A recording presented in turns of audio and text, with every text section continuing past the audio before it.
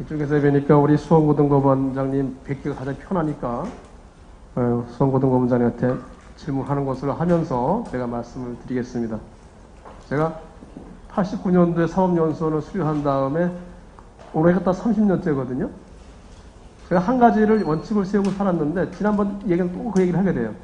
전 남이 한 사건에서는 절대 얘기 안 합니다. 각자 판사나 검사나 자기 사건을 할 때 얼마나 많은 고민을 하겠습니까? 다른 사람이 오면 순간에 조금만 보는 거예요. 그렇죠, 원장님. 개별 사건 하나 할 때 고민 많이 하시잖아요. 그죠? 그 용어 쓰는 것도 사람마다 다 틀리거든요.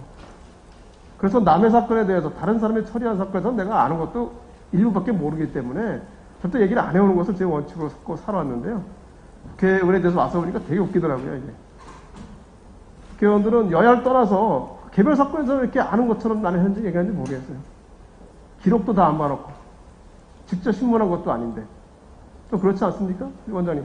예, 그렇습니다.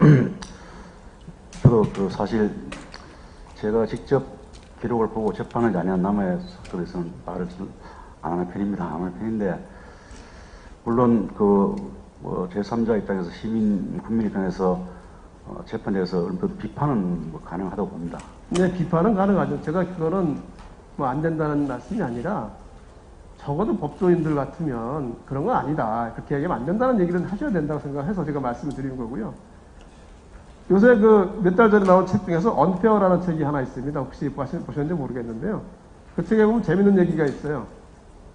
미국의 어떤 판사님들 상대로 조사를 했는데 아침부터 저녁까지 쭉 봐서 언제 보석 청구가 들어오면 석방을 많이 하고 언제는 날 기각하나 봤더니 오전에는 비교적 석방이 많은데 오후가 되면 기각 확률이 훨씬 높아진대요. 대충 일반적인 감정상 이해가 가죠. 오전에는 꼼꼼히 보는데 오후 될수록 이제 석방이 밀리니까 그냥 꼼꼼히 덜 보는 거예요. 그죠, 결정을. 그러니까 한 사람이라도, 똑같은 사람이라도 아침하고 저녁과 다르다는 얘기를 한 겁니다, 거기서는.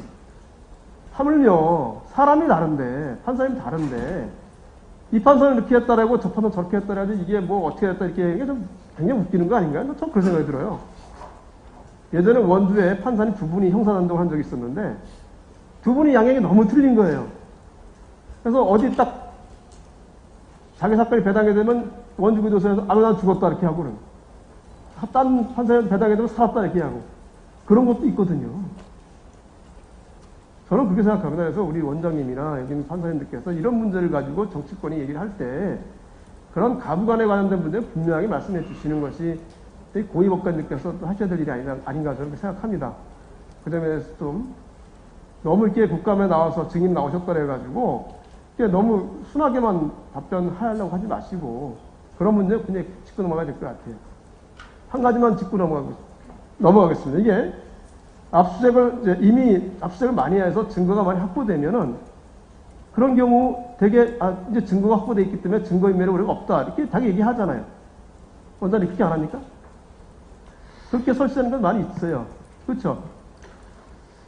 그렇게 할 수도 있을 것 같긴 한데 그런 사람도 있어요.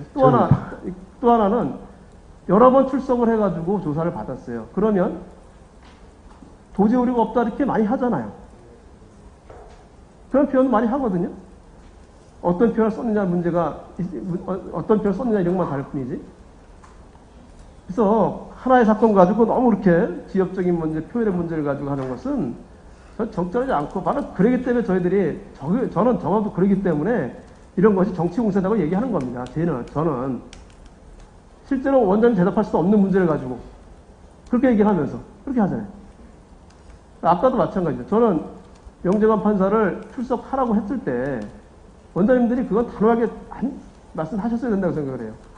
아니 판사가 자기가 재판한 사건에 관해서 어떻게 이런데 공개적인 장소 나와서 자기가 왜 이렇게 했고 저렇게 했고 얘기합니까? 말이 안 되는 얘기지 않습니까?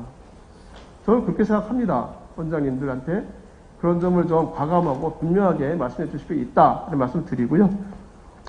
이제 괜히 또 우리 고등법원은 제가 잘 보여서 저도 그때 여쭤본 거니까 다른 거 없습니다. 우리 북부지방법원장님 어디 계시나요? 안 보이시네. 예. 그냥 그 자리에서 계시는데요. 예.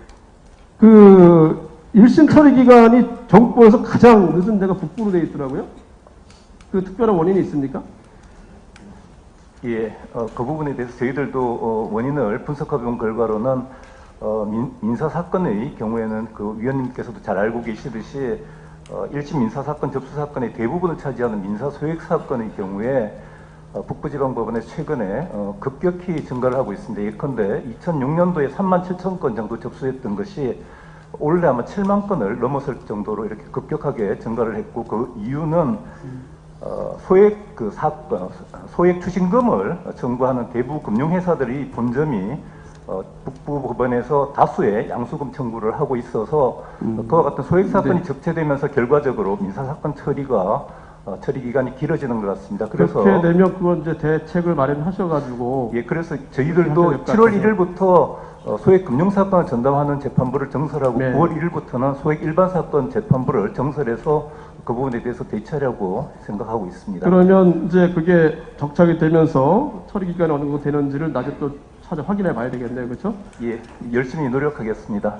네, 수원 지방법원장님. 네. 2017년도에 순천 지원에서 벌어진 일을 이제 알고 계실 텐데요. 예. 그분이 아마 수원지방법원으로 소속이 바뀌어서 예. 수원지방법원에도 국민권익위원회에서 그런 조치가 내려왔던 것 같아요. 법정에서 한 얘기라 해가지고 전부 다 재판진에 관련된 얘기다 이렇게 보기엔 저는 이제 솔직히 그렇게 납득이 잘 안 가는데 그거 떠나서 그 당시에 답변을 하실 때 재발 방지 대책을 세우겠다 이렇게 말씀하신 것 같아요. 예. 그래서 어떤 좀 대책을 세우셨는지 여쭤보겠습니다. 예, 저희 법정 모니터링을 좀 실질적으로 좀 하고 있습니다. 그래서 구체적으로 말씀드리면 법관들이 본인이 재판하는 것을 공유 파일에 올린 다음에 전 법관들이 언제든지 볼 수 있게끔 하고 사무 분단별로 모여가지고 한 2개 파일을 발췌해서 그걸 돌려보고서 소감을 얘기하는 그런 법정 네. 관행을 실시하고 있습니다. 알겠습니다. 그런 제도를 통해서 많이 개선되길 저도 기대하겠습니다. 예. 잠깐만 PPT 얼마 안 남았지만 지금 검사의 불기소를 견제하는 장치가 우리나라에 하나도 없거든요. 딱 하나 있거든요. 그게 유일한 건 재정신청인데 재정신청을 인용하는 확률을 보면 거의 0.몇%밖에 안 돼요. 우리 수원 고등법원장님, 서울 고등법원장님. 네.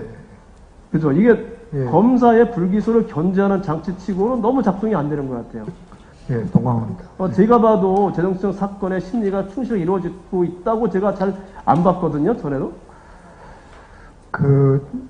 이게 담당하시는 판사님들한테 말씀을 들어보면 제도적인 보완이 필요하다는 게 중론입니다. 왜냐하면 대부분 이게 수사가 미진 상태에서 그 기록만 갖고는 기소 결정을 하기는 상당히 어려운데 조금 더 조사하면 충분히 기소할 수도 있다 이런 생각을 하는데 판단을 하는데 법관이 뭐 수사관도 아니고 그 어떤 권한도 없고 강제로 수사할 방법도 없고 또 그걸 뭐 불러서 신문을 하고 해도 그걸 증거로 제출이 안 된답니다.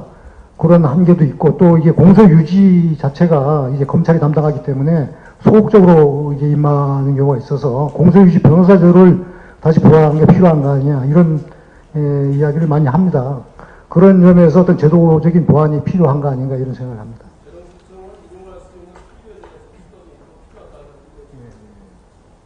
아니 그러니까 이게 보완 그런 예.